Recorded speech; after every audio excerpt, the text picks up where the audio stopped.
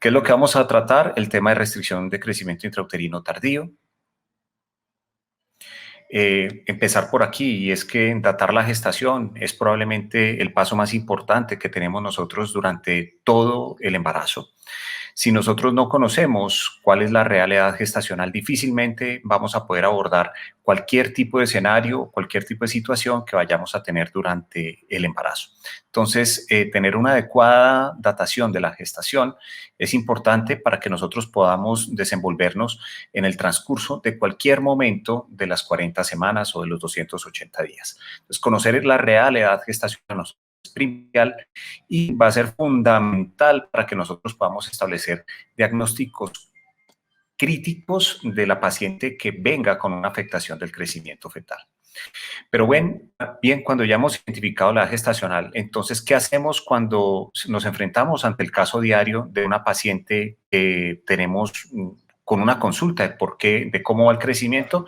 Pues dentro del abordaje que tenemos nosotros podemos ir y tomar algunos parámetros biométricos, y con estos parámetros biométricos vamos a establecer en cuál fórmula vamos a incluir todo esto. Sin embargo, dentro de estas fórmulas que tenemos nosotros, ya bien nos lo decía, hay más de 90 estándares y valores de referencia que nosotros podemos llegar a emplear.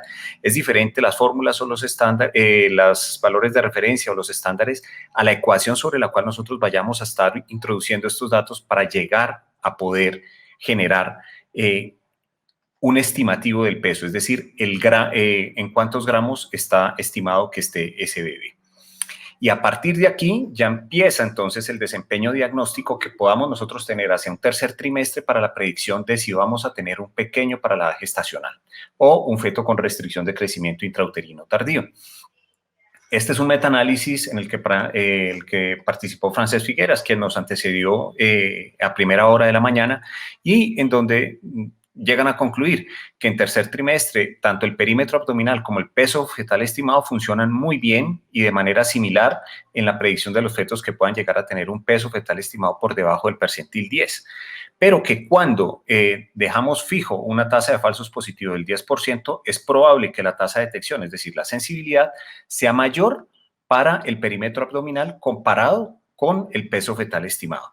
Y que este rendimiento de tanto de las dos variables, tanto el perímetro abdominal como el peso fetal estimado, puede llegar a ser mejor cuando la exploración es realizada a corto plazo, es decir, la tengo cercana al momento en el cual vaya a generar el nacimiento.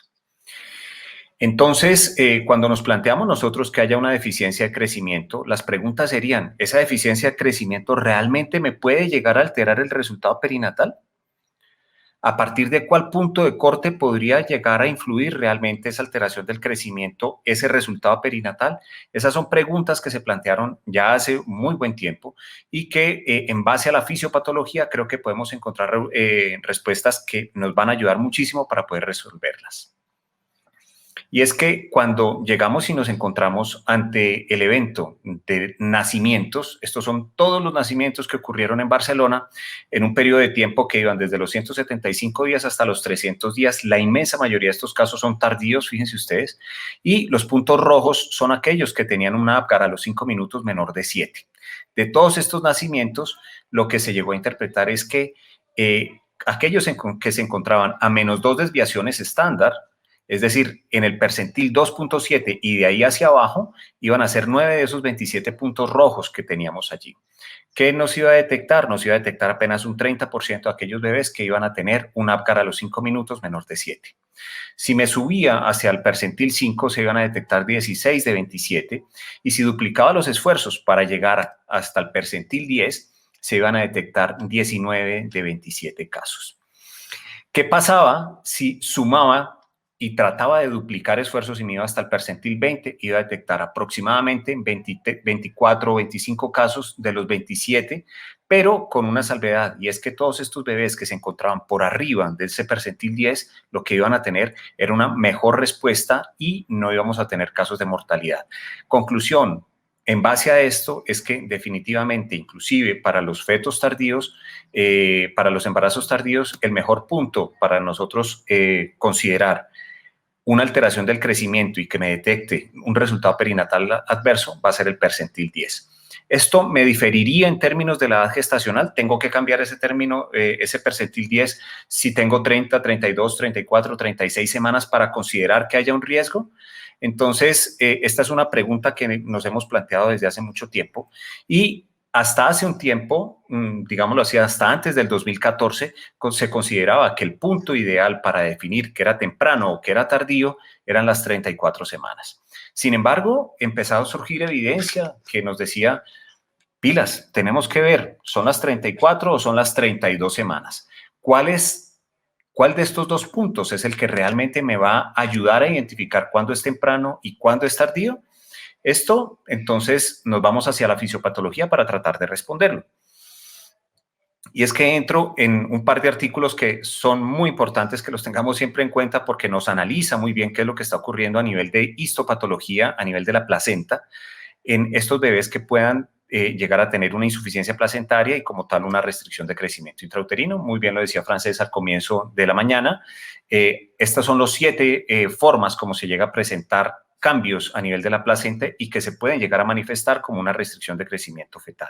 De todo esto, de todas estas 7 posibilidades, la que más llega a afectarnos es la hipoperfusión a nivel materno, y dentro de la hipoperfusión con lo que nos vamos a quedar es con el mal desarrollo a nivel placentario y con fenómenos obstructivos que se van a manifestar de 2 formas diferentes. El mal desarrollo definitivamente con alteraciones a nivel de las arterias uterinas, mientras que los fenómenos obstructivos se nos van a manifestar con alteraciones a nivel de la arteria umbilical. Estos 2 vasos son ampliamente utilizados dentro de todo lo que es el arsenal diagnóstico y de predicción que tenemos hoy en día para restricción de crecimiento intrauterino. Me voy al otro escenario. ¿Qué es lo que está pasando? Ya no tanto en el Doppler, pero sí con los cambios que puedo llegar a reconocer a nivel del área de intercambio fetoplacentario. Pues muy bien, a este nivel, a mano izquierda, encuentro el desarrollo normal de esa área de intercambio fetoplacentario. ¿Qué pasa? Viene la arteria arcuata y aquí vienen las arterias espirales posteriores a la arteria arcuata. Si esa arteria espiral ha sido adecuadamente invadida, ¿qué va a pasar? Va a perder la capa media prácticamente, se vuelve una capa media muy delgadita y al ser delgada va a permitir una amplia, pues un incremento considerable de su capacitancia, una baja resistencia y ahí lo que vamos a encontrar entonces es que el vaso sanguíneo, aquí viene la arteria espiral y va a tener una velocidad muy baja en el momento en que entra a bañar a esta vellosidad corial. Fíjense que la baña a una velocidad de aproximadamente 10 centímetros por segundo, la baña muy bien y permite que se genere un adecuado intercambio a nivel fetoplacentario. ¿Qué es lo que voy a tener como respuesta en el Doppler? Que esta paciente muy probablemente nos vaya a tener unas arterias uterinas normales y probablemente también vayamos a tener entonces unas arterias umbilicales con un muy buen flujo diastólico hacia el final y que vayamos a tener unos índices de pulsatilidad bajos. Por el contrario, si me voy al otro escenario en el cual la arteria espiral no ha sido adecuadamente invadida, sigue permaneciéndose como un vaso muy estrecho en el cual la velocidad va a ser altísima y paso de 10 centímetros por segundo a 100 a 200 centímetros por segundo, lo cual va a ser de 1 a 2 metros por segundo. ¿Qué va a pasar? Va a disparar a una velocidad impresionante sobre esta vellosidad corial, limitando, por supuesto, la posibilidad de que vaya a bañar y que vaya a generar un adecuado intercambio a nivel fetoplacentario. ¿Cómo se manifiesta esto? Con cambios a nivel tanto de la arteria uterina como de la arteria umbilical. Y esto, entonces, a la postre nos va a generar los cambios que vemos nosotros, por supuesto, ya cuando evaluamos nosotros nuestros pacientes en la ecografía Doppler. Como resultado de todo esto, se han generado por revisiones y esta revisión nos recoge todo lo que ya les hemos venido manifestando y es que a nivel histopatológico vamos a encontrar una menor frecuencia de hallazgos histopatológicos anormales cuando tenemos una restricción de crecimiento fetal tardío. ¿Y esto por qué? Porque el área que se llega a comprometer es muchísimo menor comparado con lo que vayamos a tener con la restricción de crecimiento intrauterino temprano. Por otra parte, no vamos a tener un perfil bioquímico característico para la restricción de crecimiento intrauterino, lo cual sí podemos llegar a establecer para la restricción de crecimiento intrauterino temprano y que muy bien también nos lo refería Miguel Parra hace un par de exposiciones. ¿Qué va a pasar? Que consideramos que la restricción de crecimiento tardío es un grupo mucho más heterogéneo y en el que van a haber menores hallazgos histopatológicos comparados con los de la restricción temprana. ¿Esto cómo lo llegamos a traducir? Porque la pregunta era, si bien nos vamos unas cuantas diapositivas hacia atrás, ¿cuándo es temprano y cuándo es tardío? Me tengo que regresar aquí, finales del 2013, comienzos del 2014, cuando se llega desde el Grupo de Barcelona y dicen, bueno, esto era lo que teníamos nosotros de fetos con restricción versus pequeños para la gestacional. ¿Cómo los diferenciaban? Los diferenciaban exclusivamente con una alteración a nivel del índice de pulsatilidad de la arteria umbilical.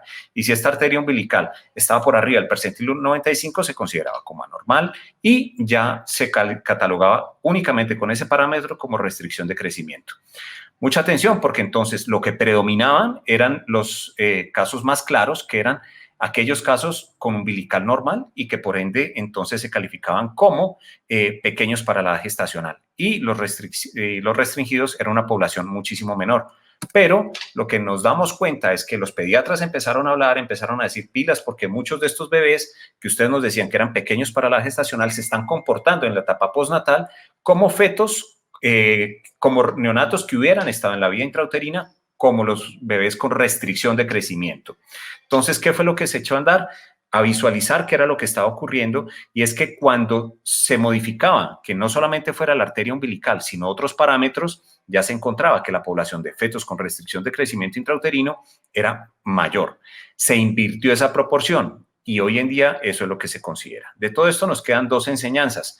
Una, que definitivamente no tenemos que considerar la restricción de crecimiento intrauterino independiente de la edad gestacional solamente con la arteria umbilical, sino que tenemos que emplear otros parámetros como el índice de pulsatilidad de la arteria cerebral media, el cual sumado a la arteria umbilical obtendremos el ratio cerebroplacentario, tendremos la necesidad también de incluir las arterias uterinas y el peso fetal estimado por debajo del percentil 3 también como un parámetro para considerar una restricción de crecimiento intrauterino. De esta manera, entonces, se invierte esa proporción y lo que vamos a tener es una mayor probabilidad de que tengamos fetos con restricción de crecimiento intrauterino. Lo mostraba hace una conferencia Yesid Miranda, en donde nos mostraba cuáles son las guías que tenemos a partir de la ISOC, y la ISOC más o menos va por el mismo sentido, y la restricción de crecimiento intrauterino, entonces la entraríamos a considerar como aquella que tiene más de 32 semanas en ausencia de anomalías congénitas, es decir, aquí estaríamos descartando ya los pequeños anormales o restringidos anormales, y que tuviéramos un peso fetal estimado por debajo del percentil 3 o un perímetro abdominal por debajo del percentil 3. O que tuviéramos al menos dos de las siguientes características: perímetro abdominal o peso fetal estimado por debajo del percentil 10, con cambios a nivel, o que tuviéramos cambios en 2 cuartiles con respecto a al peso fetal estimado, o que tuviéramos un ratio cerebroplacentario por debajo del percentil 5 o una arteria umbilical por arriba del percentil 95. En Barcelona, ¿a qué conclusión llegaron? Que cuando se ponían a analizar cuáles eran los datos y se verificaba en qué momento aparecían más pacientes, definitivamente el punto de corte es este, el de las 32 semanas. Y es que en este punto, entonces, cuando se comparan versus las 34, entonces la conclusión es que hay una mayor probabilidad de muerte cuando tengo 32 semanas a cuando tengo 34 semanas. 7 versus 0. La asociación con preeclampsia es de 35% para los de menos de 32 semanas versus 12% para los de 34 semanas. ¿Qué está ocurriendo aquí? Hay una peor asociación con placentación, y esto se refleja en que tengamos mayor tasa de preeclampsia a las 32 que versus las 34, y el resultado perinatal adverso casi que lo triplica, al igual que la preeclampsia, y vamos a tener 13% versus un 5%. ¿Qué vamos a tener entonces? 32 semanas. ¿Y cuál es la diferenciación que vamos a tener entre precoz y tardío? Ya lo hemos visto, y es que el gran reto que tenemos nosotros con los tardíos es el diagnóstico. ¿Por qué razón? Porque son bebés que habitualmente vienen creciendo normalmente. Tenemos unas alturas uterinas o fondos uterinos que vienen normales. Son bebés que venían con pesos fetales estimados normales, y en algún momento decimos, bueno, este bebé viene bien, muy probablemente no vaya a ser una restricción de crecimiento intrauterino. Se nos van a pasar algunos casos. ¿Por qué ocurre esto? Porque el grado de insuficiencia placentario es bajo. Entonces el bebé viene con un crecimiento relativamente normal y en algún momento empieza a disminuir hacia el final de la gestación la velocidad de crecimiento y es entonces donde viene el problema. ¿Por qué? Porque no alcanzamos a detectarlo, se nos pasan los casos de restricción de crecimiento intrauterino tardío. ¿Qué va a pasar adicionalmente con estos bebés? Como ese grado de insuficiencia placentario es muy bajo, la hipoxia es muy sutil y hace que este bebé no tenga una adaptación cardiovascular como sí lo tiene el bebé con restricción de crecimiento intrauterino temprano. La tolerancia de este bebé, por otra parte, es muy baja hacia las contracciones uterinas y de alguna manera puede llegar a tener un compromiso importante durante el trabajo de parto y parto. ¿Qué vamos a tener con estos? Una baja mortalidad, una alta morbilidad, pero realmente sí nos va a impactar sobre la salud pública todo lo que tenga que ver con el compromiso durante la restricción de crecimiento intrauterino durante la etapa prenatal y en la etapa postnatal. Entonces nos vamos a quedar con que las 32 va a ser el punto de corte, vamos a dividirlo entre la restricción temprana y la restricción tardía. El problema ya muy bien lo decía Yesida hace un momento, el problema con la restricción temprana es el manejo, mientras que con la restricción tardía el problema será el diagnóstico. Y es que cuando llegamos a este punto, entonces decimos nosotros, muy bien, de todo este árbol de historia natural que conocemos nosotros, de lo que ocurre con la restricción de crecimiento intrauterino temprano, la vamos a ir modificando para pasar a la restricción de crecimiento intrauterino tardía. Y es que aquí vamos a tener en la tardía una lesión placentaria del menos del 30%, por ende, la arteria umbilical la vamos a encontrar tardíamente afectada, ¿vale? No la vamos a encontrar tempranamente, vamos a encontrar una hipoxia leve, no hay una adaptación cardiovascular sistémica y lo que se nos va a empezar a generar es que los cambios a nivel del ducto venoso van a ser mucho más ocasionales, ¿listo? Y lo que vamos a tener también aquí en este punto entonces es que se nos va a cortar y vamos a tener cambios a nivel del registro cardiotocográfico y probablemente a nivel del perfil biofísico de una manera más temprana. Entonces nos vamos a centrar más que todo en el ratio cerebroplacentario, la arteria cerebral media, y estos van a ser la base que vayamos a tener nosotros para el diagnóstico de la restricción de crecimiento intrauterino tardío o para conocer realmente que vamos a tener una afectación de una disfunción placentaria en estos bebés que estén por debajo del percentil 10, más arriba de las 32 semanas. Entonces, ¿qué tenemos? Que van a ser aproximadamente 5 a 7% de todos los neonatos. La detección, lastimosamente, es muy mala porque, como se nos pasan un número importante de casos, puede llegar a tener tasas de detección de menos del 50% en la etapa prenatal. Sin embargo, este es un gran reto, ¿vale? El hecho de que tengamos tasas de detección tan malas significa que para nosotros es un reto, adicionalmente porque van a tener que estos van a representar aproximadamente más del 40% de los súbitos tardíos. Y esto realmente es un impacto significativo.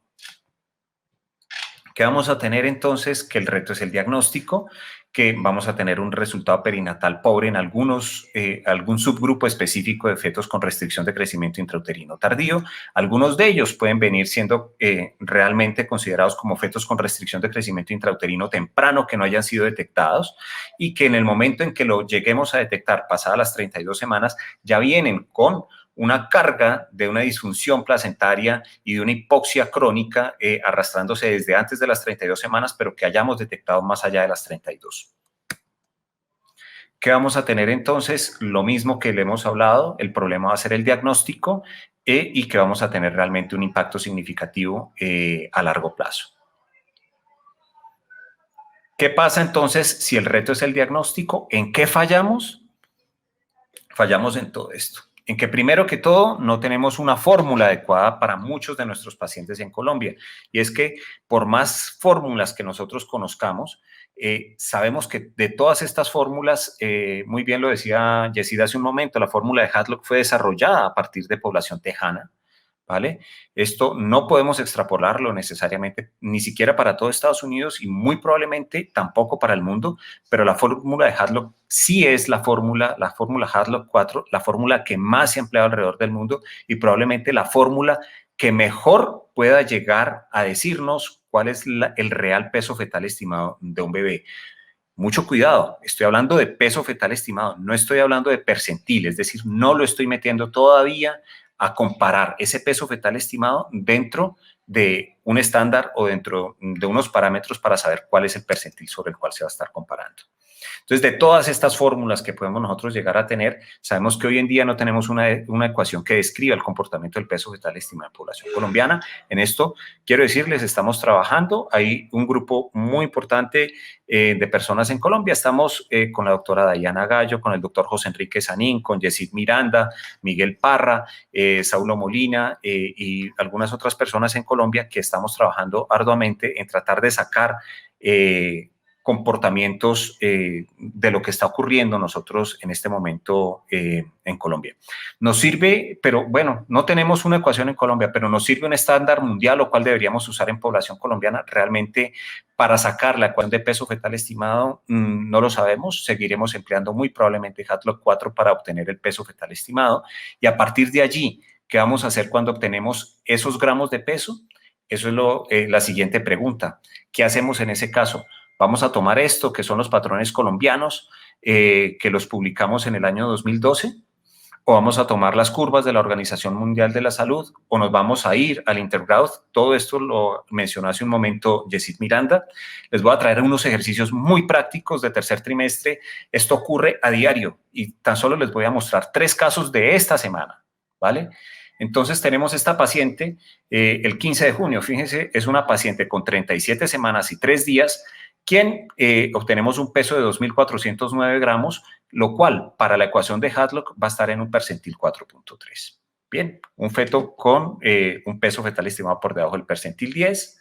Si nos vamos a las curvas de la FECOPEN, estaría en un percentil 4, muy similar a las curvas de Hadlock. A la Organización Mundial de la Salud, un percentil 4.2. Pero, ¿qué pasa si le coloco las curvas de Intergrowth? Me da un percentil 10.2. Mucho cuidado, porque entonces, en este caso, no estaríamos detectando un feto pequeño para la gestacional. ¿Con cuál estándar de referencia nos compararíamos entonces de estos 4 para esta paciente? Probablemente les puedo decir que la Organización Mundial de la Salud o la FECOPEN podrían ser los mejores parámetros para nosotros, que definitivamente la Intergrowth no sería un parámetro que tendríamos en cuenta. Fíjense lo que acaba de pasar. Y que Hadlock, bueno, Hadlock nos sirve mucho para obtener el peso fetal estimado, pero que nos vayamos a comparar nosotros con Hadlock para definir cómo está creciendo o cuál es el comportamiento del peso fetal estimado de un feto colombiano, un poco más difícil que lo tengamos en cuenta. Este es otro caso del 16 de junio, 491 gramos en un feto con 22 semanas. Este sería temprano. Fíjense que aquí Hadlock me da un percentil 23, Organización Mundial de la Salud un percentil 20, FECOPEN percentil 28, y esto es sorprendente. Intergrowth me da un percentil 1.6. Aquí estaríamos diagnosticando un feto con restricción de crecimiento intrauterino temprano, 22 semanas con 5 días, y muy probablemente sometiendo a una paciente a estudios que a la postre podrían llegar a considerarse como innecesarios en este caso. Entonces, ¿con cuál me quedaría? Vuelvo y hago el mismo ejercicio y la respuesta sería muy similar a la del caso anterior. Y este último caso, en el cual vamos a tener un percentil 8 para una paciente con 34 semanas, de acuerdo a FECOPEN, Organización Mundial de la Salud 7.8, Intergrowth 19.5. Entonces, ¿con qué me quedo? Con que un bebé que veníamos con un peso fetal estimado por debajo del percentil 5, Intergrowth no me lo está detectando, y mucho cuidado porque este bebé sí que tiene alteraciones. Fíjense ustedes, a las 35 semanas, casi a las 35 semanas de las arterias uterinas, ¿vale? No nos estamos encontrando todavía con cambios del ratio cerebroplacentario, que en algún momento ya lo ha tenido este bebé. ¿Con cuál estándar de referencia nos compararíamos? Muy probablemente entonces la indicación sería OMS o FECOPEN. Si nos vamos a cuáles son los parámetros que tenemos que emplear, de esto hay guías alrededor del mundo, y en este caso, estos son un artículo de revisión del 2018 de Leslie McCowan, también está Francés Figueras aquí involucrado, en donde nos dicen cómo llegamos a poder tener diferentes estándares de evaluación y de seguimiento para el feto con restricción de crecimiento intrauterino tardío, y es que cambian de una manera significativa. Lo más significativo probablemente aquí sea que en Europa y en el resto del mundo funcionan diferente a como funcionan en Estados Unidos. En Estados Unidos probablemente tengan unos patrones un poco diferentes, o para ellos realmente han adoptado algún otro tipo de medidas diferentes. Nos vamos a la organización de la ISUOC, y en la ISUOC también nos plantean guías diagnósticas y de manejo.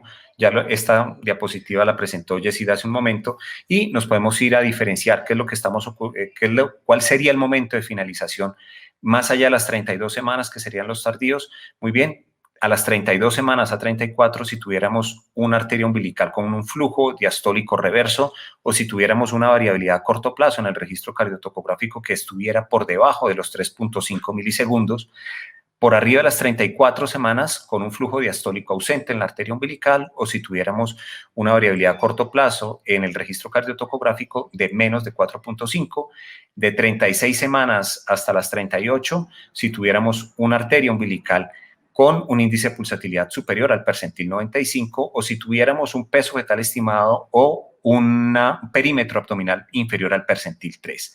Y más allá de las 38 semanas, en cualquier caso de redistribución cerebral de flujo o en cualquier otro tipo de característica de la restricción de crecimiento intrauterino como tal. Para concluir, entonces, sabemos que la restricción de crecimiento intrauterino no debe ser considerada como de bajo riesgo. Esto es un punto significativo a tener en cuenta. Un número importante de óbitos fetales son secundarios a restricción de crecimiento intrauterino por insuficiencia placentaria. Las 32 semanas definitivamente es el punto de corte que tenemos que establecer para nosotros considerar los fetos con restricción de crecimiento intrauterino. ¿Cuál estándar utilizar? Creo que es la gran pregunta que podemos llegar a tener. ¿Por qué razón? Porque en base a esto nos vamos a poder ir hacia el gran reto de la restricción de crecimiento intrauterino, que es el diagnóstico. Se nos pasan casi el 50% de los fetos con restricción tardía.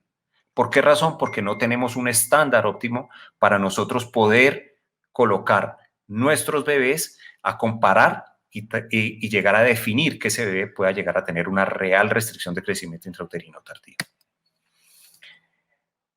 Conclusiones, esto también, es decir, esto es de la Federación Internacional de Ginecología y Obstetricia. Nuestra FECOLSOC es la filial de la Federación Internacional es la filial de la FIGO para Colombia, y este es un ejercicio que se llevó a cabo muy bien hecho para este año, en donde también consignan gran parte de todo lo que hemos venido manifestándoles por aquí.